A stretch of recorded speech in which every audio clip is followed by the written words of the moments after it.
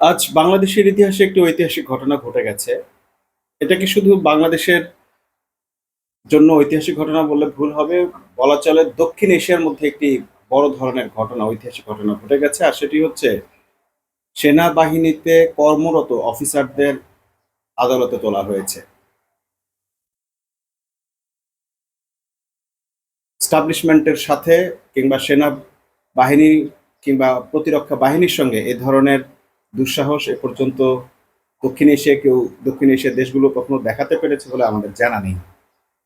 আমরা দেখেছি যে পাকিস্তানে সামরিক শক্তিগুলো কিংবা প্রতিরক্ষা বাহিনীগুলো কিভাবে তাদের সরকারের উপর প্রভাব বিস্তার করে, কিন্তু বাংলাদেশে সেই প্রভাব বিস্তারকারী সেনা সদস্যদের একটা অংশকে আজকে আদালতে তোলা সম্ভব হয়েছে। কেন সম্ভব হয়েছে? কারণ এই সেনা সদস্যরা বিগত আওয়ামী সরকারের আমলে, ফ্যাসিবাদী সরকারের আমলে সরকারের বিভিন্ন অপরাধ কর্মকাণ্ডের সঙ্গে জড়িত ছিলেন। কিন্তু আমরা যদি এটাকে এভাবে ইন্টারপ্রেট করি যে সেনাবাহিনীর কর্মকর্তারা কিংবা সেনাবাহিনীর লোকেরা বা সেনাবাহিনী এর সঙ্গে জড়িত, তাহলে সেটি একটি ভুল ইন্টারপ্রিটেশন হবে। কারণ যারা এই অপরাধের সঙ্গে সম্পৃক্ত হয়েছেন, বর্তমানে যারা সেনা কর্মকর্তা হিসেবে কর্মরত আছেন, তারা কিন্তু ওই অপরাধ সংগঠনের সময় সেনাবাহিনীর সঙ্গে সম্পৃক্ত ছিলেন না, বা সেনা সদস্য হিসেবে, সেনা কর্মকর্তা হিসেবে সেই কাজগুলো করেন নাই। তারা অন্যান্য বিভিন্ন আইন শৃঙ্খলা বাহিনীর সদস্য এবং প্রধান হিসেবে এই অপকর্মগুলো করেছিলেন। আর সেই সময় ওই বাহিনীর প্রধান বা বাহিনীগুলোই এই আইএসপিআর বা সেনাদের সেনা তত্ত্বাবধানে তারা ছিলেন না, সেনাবাহিনীর অধীনে তারা ছিলেন না। অর্থাৎ তাদের অপরাধের দায়ভার কোনোভাবেই বাংলাদেশ সেনাবাহিনীকে দেওয়া যায় না। সেনাবাহিনীকে কোনো রকম কটাক্ষ করাও বাংলাদেশের মানুষের জন্য উচিত হবে না, কিংবা বিশ্বেও এটাকে সেভাবে ফ্রেমিং করাটা চরম অন্যায় হবে।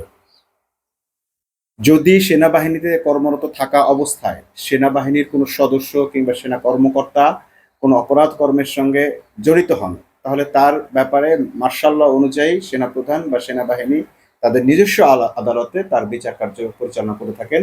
যার কারণে এই সেনাবাহিনীর কর্মকর্তারা বা সদস্যরা একটা সুশৃঙ্খল পরিবেশের মধ্য দিয়েই তাদের দিন যাপন করেন, তাদের কর্মপদ্ধতি পরিচালনা করেন। তার চেয়ে বড় কথা হচ্ছে, তাদের পেছনে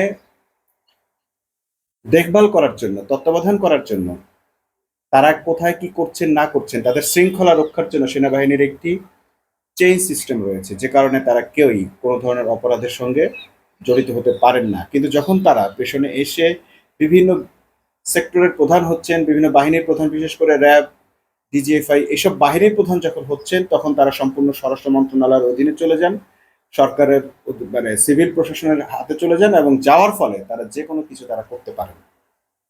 তাদেরকে দিয়ে যে কোনো ধরনের অপকর্ম সরকার করাতে পারে, যেটা সেনাবাহিনীকে দিয়ে কখনো সম্ভব হয় না। যেভাবেই হোক, এই ঐতিহাসিক ঘটনাটি ঘটে গেছে। এই ঘটনাটি ঘটার আগে অনেকেই অনেক রকম চ্যালেঞ্জ দিয়েছিলেন, বলেছেন না, ওয়াকারুজ্জামান তার বাহিনীর সদস্যদেরকে আদালতে উঠতে দেবেন না। কিন্তু আমরা বলেছিলাম অবশ্যই অবশ্যই তিনি উঠতে দিবেন, এবং সেনাবাহিনী প্রথম দিন থেকেই বলে আসছে বাংলাদেশের আদালতের প্রতি তারা সর্বোচ্চ সম্মান দেখায়, বাংলাদেশের যে কোনো আদালতকে তারা সম্মান করে, তাদের সম্মান তিনি রাখবেন, এই ব্যাপারে কোনো সন্দেহ নেই। এবং তিনি তার কথা রেখেছেন। তাদেরকে ঠিক ভোরবেলা তাদের নিরাপত্তা বা অন্যান্য বিভিন্ন বিষয়ের কারণে তাদেরকে ভোরবেলা আদালতে তোলা হয়েছে, এবং আদালত তাদের ব্যাপারে তাদেরকে কারাগারে পাঠানোর নির্দেশ দিয়েছেন। এখন তদন্ত হবে, মামলা চলবে, মামলা চলে যদি তারা অপরাধী সাব্যস্ত হয়, অপরাধ প্রমাণিত হয়, তাদের শাস্তি হবে। এ ব্যাপারে সেনাবাহিনীর পক্ষ থেকে আর কোনো আপত্তি থাকবে বলে জানা যায় না। তবে এখনো কিছু মানুষ আহ মানে জল ঘোলা করার চেষ্টা করছে। সেটা হচ্ছে, তারা বলছে যে তাদেরকে কোন আদালতে, মানে কোন কারাগারে রাখা হবে, কোন কারাগারে রাখা হবে এই ব্যাপারে আদালত থেকে কোনো নির্দেশনা নেই। তবে কারাগার কর্তৃপক্ষ এটা সিদ্ধান্ত নিতে পারে। ধারণা করা হচ্ছে তাদেরকে সেনাবাহিনীর ক্যান্টনমেন্টের মধ্যে যে একটি বিশেষ ভবনকে আদালত ঘোষণা করা হয়েছে, সেই কারাগারে রাখা হবে, যেখানেই থাকুন। সেটা যদি একটি আলিশান বিল্ডিং বা 5 স্টার হোটেলও হয়, তাকে কারাগার নাম দিলে সে কারাগারে থাকতে পারেন। আমরা জানি যে বেগম জিয়া অনেক দিন কারাগারে ছিলেন, কিন্তু সে কারাগারটা মূলত ছিল পিজি হসপিটালের একটি বিশেষ কক্ষ। অতএব এটাতে আসলে আহামর কিছু যায় আসে না। যারা অত্যন্ত নিচু মানের প্রতিশোধ পরায়ণ, তারা চাইছেন যে এই সেনা কর্মকর্তাদেরকে এখনই নিয়ে এমন টর্চার করা হোক যেভাবে টর্চার তারা অতীতে করেছিল। কিন্তু আইনের শাসনে এটা চাওয়া কোনোভাবেই কাম্য নয়। আপনার মন, প্রতিশোধ পরায়ণ মন বা আমার মন চাইতেই পারে, কিন্তু আইনকে আইন তার নিজস্ব গতিতে চলতে দিতে হয়, তা না হলে সেই আইনের সাথে ফ্যাসিবাদের আইনের কোনো পার্থক্য থাকে না। ডক্টর ইউনূসকে ধন্যবাদ, আন্তর্জাতিক মহলকে ধন্যবাদ, জাতিসংঘকে ধন্যবাদ, তাজুল ইসলামকে ধন্যবাদ, এবং যারা এই মামলাটি পরিচালনা করেছেন তাদের প্রত্যেককে ধন্যবাদ, যে তারা শেষ পর্যন্ত আইনের শাসনের গুরুত্বটা মানুষের সামনে তুলে ধরার সুযোগ পেয়েছেন এবং সচেষ্ট হয়েছেন। আরো বিশেষ ধন্যবাদ আহ, নাবিলা নাবিলা ইদ্রিসকে, যিনি গুম খুনের তথ্য অনুসন্ধান করে একটি বড় কাজ করেছেন, এবং এই ব্যাপারে তিনি যখন একেবারেই হতাশ হয়ে পড়েছিলেন তারপরও আবার অনেক খোঁজাখুঁজি করে অনেক চেষ্টা তৎপরতার পরে এই গুম খুনের রহস্য উদ্ঘাটন করতে তিনি সক্ষম হয়েছেন এবং তার বাহিনী সক্ষম হয়েছে।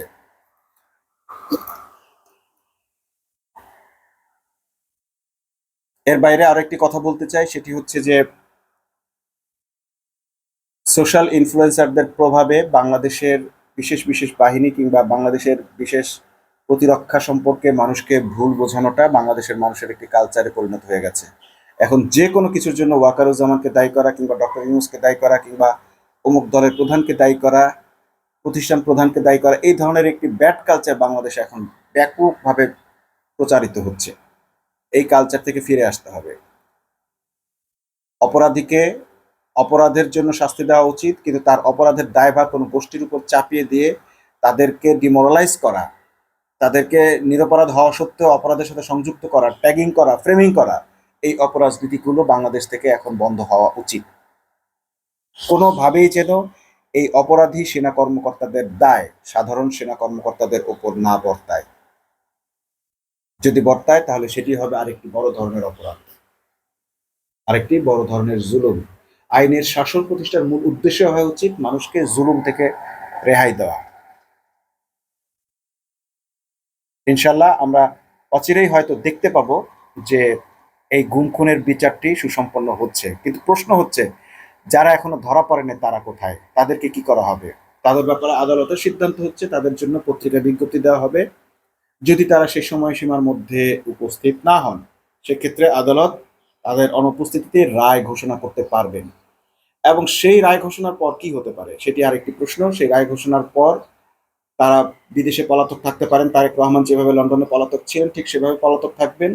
যখন তাদের পছন্দের সরকার বা তারা সরকার গঠন করবেন, তারা হয়তো এসে আবার তাদেরকে নিরপরাধ প্রমাণ করতে পারবেন। কিন্তু যদি তাদের ফেভারের কোনো সরকার না আসে, তাহলে আজীবনের জন্য তারা দেশের বাইরে থাকতে বাধ্য হবেন। এবং যদি তারা ভারতে থাকেন, তাহলে বাংলাদেশের বিশ্বের আইন অনুযায়ী, কনভেনশন অনুযায়ী এই অপরাধীদেরকে ভারত কোনোভাবে জায়গা দিতে পারবে না। বিশেষ করে রায় হয়ে যাওয়ার পর আর ভারতের এক মুহূর্তে তাদেরকে সে দেশে রাখার কোনো সুযোগ নেই। এদেরকে অ্যাসাইলামে যেতে হবে এবং অ্যাসাইলাম দিতে পারে এমন রাষ্ট্রের কাছে যেতে হবে। অন্য কোনো রাষ্ট্রে তারা আশ্রয় নিতে পারবে না। সো রায় হওয়ার পর অবশ্যই আন্তর্জাতিক যে বাহিনীগুলো আছে, যেমন এফবিআই বা আরো যে ফোর্স, পুলিশ ফোর্স রয়েছে, আন্তর্জাতিক পুলিশ ফোর্স, এদের মাধ্যমে তাদেরকে বাংলাদেশে ফিরে আনা সম্ভব হবে এবং এনে তাদেরকে কাঠগড়ায় দাঁড় করানো যাবে বা তাদের বিচার কার্যকর, রায় কার্যকর করা যাবে। বিচার তো তাদের অনুপস্থিতিতেই কার্যকর ঘোষণা করা যাবে, কিন্তু কার্যকর করার সময় তাদেরকে বাংলাদেশে আনা সম্ভব হবে। যেভাবে বঙ্গবন্ধুর খুনি হিসেবে বাহির থেকে, দেশের বাইরে থেকে তাদেরকে বাংলাদেশে ফেরত আনা হয়েছিল, ঠিক একই মেকানিজম ব্যবহার করে তাদেরকেও বাংলাদেশে ফেরত আনা যাবে। কিন্তু তার জন্য ডক্টর ইউনূসের জন্য যে সময় দরকার, আমরা সেই সময়টা পাবো কিনা এটা হচ্ছে এখন আশঙ্কার বিষয়। এদিকে আজকেই সম্ভবত সে রায়টি হবে, সেটি হচ্ছে যে তত্ত্বাবধায়ক সরকার নিয়ে, সরকার ব্যবস্থা নিয়ে একটি শুনানি আছে। আজকে বা কালকে বা ইন নিয়ার টাইম একটা শুনানি হবে, তত্ত্বাবধায়ক সরকার ফিরে আসবে, নতুন আরেকটি সরকার ব্যবস্থা ফিরে আসতে পারে। সে সময় ডক্টর ইউনূস কি দায়িত্ব পালন করবেন বা তত্ত্বাবধায়ক সরকারকে প্রধান হবেন, এগুলোর বিষয়ে একটু ধোঁয়াশা তৈরি হয়েছে। আমরা বিষয়টিকে ক্লিয়ার করার জন্য আরেকটু সময় নিব, কারণ এখনই সবকিছু এখানে ফাঁস করে দেওয়াটা আসলে ভালো হবে না। অনুমান ভিত্তিক কথা বলার চেয়ে আমরা একটু পর্যবেক্ষণ করতে চাই যে তত্ত্বাবধায়ক সরকার প্রতিষ্ঠাটা আসলে কিভাবে হবে এবং কোন ফরম্যাটে হবে, কে হবেন এর প্রধান। কারণ এটার একটা ফর্মুলা তো আগের সংবিধানে আছেই, যে সংবিধান বাতিল করা হয়েছে বা যে ধারাটি বাতিল করা হয়েছে সেখানে আছে।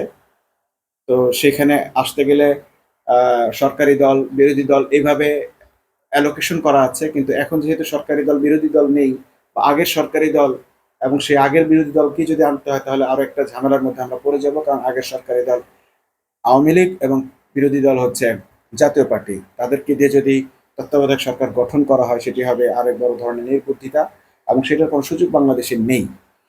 কিন্তু তত্ত্বাবধায়ক ফিরে আসলে একই সঙ্গে রায়ে এই ব্যাপারগুলো উল্লেখ থাকা প্রয়োজন, নচেত একটা গোষ্ঠী আবার সেই দাবি তুলে তত্ত্বাবধায়ক সরকারকেও, এই সরকার ব্যবস্থাকেও বিতর্কের মুখে ফেলতে পারে। এদিকে বিএনপি যেসব কাজ করছে তার মধ্যে বড় ধরনের চোখে লাগার মতো কাজ হচ্ছে যে তারা বিভিন্ন জায়গায় জায়গায় সংঘাত সংঘর্ষে জড়িয়ে পড়ছে। বিএনপির আচরণে কোনোভাবেই মনে হয় না যে তারা নির্বাচনমুখী হচ্ছে। যদিও আজকে বা গতকাল থেকে আজকে পর্যন্ত কিছু খবর আমরা পেয়েছি, সেটি হচ্ছে যে কয়েকটি জায়গায় মনোনয়ন ঘোষণা দিয়েছেন তারেক রহমান। তার মধ্যে কুমিল্লার ৯টি আসনে মনোনয়ন ঘোষণা এসছে বলে আমরা খবর পেয়েছি। সেখানে হাসনাত আবদুল্লাহ তাদের মনোনয়নের মধ্যে রয়েছেন।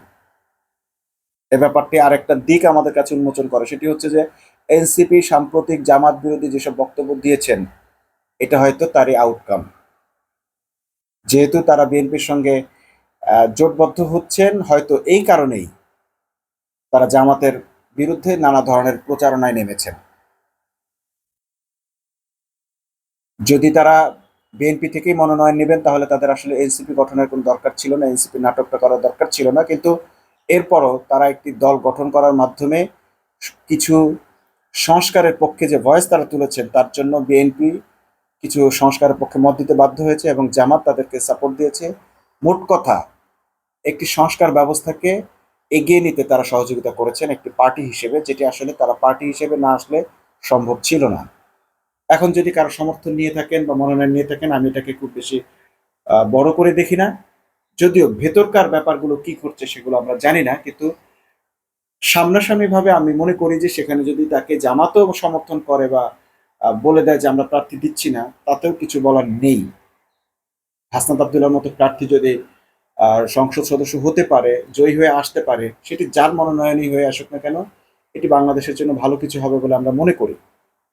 ভবিষ্যতে আমরা কি দেখব, কার চরিত্র কখন কিভাবে বদলায় বা পল্টি খায় এটা আমরা এখনো জানি না, কিন্তু এখনো পর্যন্ত আমরা আশাবাদী যে হাসনাত আবদুল্লাহর কাছ থেকে আমার বাংলাদেশের মানুষ অবশ্যই ভালো কিছু পাবে। কিন্তু যদি দলগতভাবে এনসিপি বিএনপির সঙ্গে জোটবদ্ধ হয় সেক্ষেত্রে রেজাল্টটা ভিন্ন হতে পারে। আগামী দিনগুলোতে রাজনীতির মেরুকরণ কোন দিক থেকে কোন দিকে যায় সেটি এখনো বলা যাচ্ছে না। জামাতের কাছেও এখনো রয়ে গেছে অনেকগুলো ট্রাম্প কার্ড। জামাতে সেই ট্রাম্প কার্ড নিয়ে পরবর্তীতে কথা বলবো। তবে এটুকু জানিয়ে রাখি, দুশ্চিন্তার কিছু নেই, হতাশ হওয়ার কিছু নেই। বাংলাদেশের রাজনীতি, বাংলাদেশ একটা নতুন দিকে যাত্রা শুরু করেছে। সেই যাত্রার মধ্যে অনেকগুলো আশাব্যঞ্জক খবর রয়েছে। তার মধ্যে একটি হচ্ছে এই সেনা সদস্যদের বিচার করার মতো ক্ষমতা আদালতের থাকা, ভারতের কিছু চুক্তি বাতিল করা এবং ভারতের সঙ্গে আরো বেশ কিছু বিষয় নিয়ে দেন দরবার চলছে বাংলাদেশে। সেটিও আজকে বলবো না, আর পরবর্তীতে কথা বলবো। যেমন আদানির 900 একর জমি পাওয়া নিয়েও বাংলাদেশ নতুন করে দেন দরবার শুরু করেছে। এখানেও বড় ধরনের একটি পরিকল্পনা আছে, সেই পরিকল্পনা নিয়ে আপনাদের সঙ্গে পরবর্তীতে কোনো এক কথা আলোচনায় কথা বলবো। আজ এ পর্যন্ত, সবাই ভালো থাকবেন। আল্লাহ হাফেজ।